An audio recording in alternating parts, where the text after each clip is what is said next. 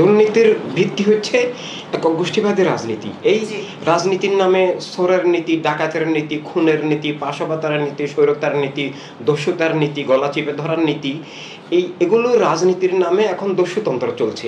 একক গোষ্ঠীবাদী রাজনীতি মানে মানবতা বিরুদ্ধ অপরাধ। একক গোষ্ঠীবাদী রাজনীতি অর্থাৎ একক ধর্মের নামে একক জাতীয়তাবাদী রাজনীতি সব মানুষের জীবন স্বীকার করে না এবং সব মানুষের রাষ্ট্রীয় মালিকানা স্বীকার করে না এবং রাষ্ট্রের সব সম্পদকে তারা নিজেদের মনে করে এবং নিজেদের মানে কবজায় কক্ষিগত করে। আমরা বাংলাদেশের দুর্নীতি শুরু থেকেই দেখেছি, কিন্তু বর্তমানের দুর্নীতি সব আগের দুর্নীতিকে ছেয়ে গেছে, অতিক্রম করে চলে গেছে। এভাবে ক্ষমতায় বসে উপদেষ্টারা ডাকাতি করেন, উপদেষ্টাদের নির্দেশে ডাকাতরাই স্বীকার করছে। এই গুলশানের মধ্যেই ঘরে ঢুকে ডাকাতি, কোটি কোটি টাকার ডাকাতি। ডাকাতরা বলছেন আমরা উপদেষ্টাকে বলেই তো ঢুকেছি, ওদের নির্দেশে ঢুকেছি এবং ওদেরকে আমরা আমাদের ডাকাতের শেয়ার দিতে হয়। এভাবে সরকারিভাবে রাষ্ট্রীয়ভাবে বর্তমানে ডাকাতি করা হচ্ছে, মানুষের ঘরে ঘরে ঢুকে, এবং শিল্প কারখানা থেকে ডাকাতি করা হচ্ছে ছিনতাই চাঁদাবাজির নামে, অফিস আদালত থেকে করা হচ্ছে, চাকরি বেচাকিনার মধ্যে দিয়ে করা হচ্ছে। এভাবে পুরো রাষ্ট্রকেই ওরা ডাকাতের দস্যুতার একটা মানে আখড়ায় পরিণত করেছে।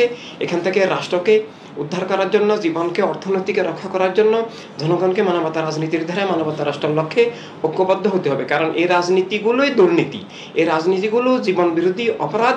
দুর্নীতি হচ্ছে ওদের রাজনীতির মুখোশ, মানে রাজনীতিটা মুখোশ, দুর্নীতিটাই ওদের আসল চরিত্র। সেটা বর্তমান সরকার, একেবারে অন্তর্বর্তী সরকার, তাদের উপদেষ্টারা প্রমাণ করে দিয়েছে। তাদের লোকেরা এবং তাদের গঠিত দলের লোকেরা হাজার হাজার কোটি টাকার দুর্নীতি, বিদেশে পাচার এবং রাষ্ট্র অর্থনীতি ধ্বংস, এটা একেবারে এখন প্রকাশ্য বিষয়।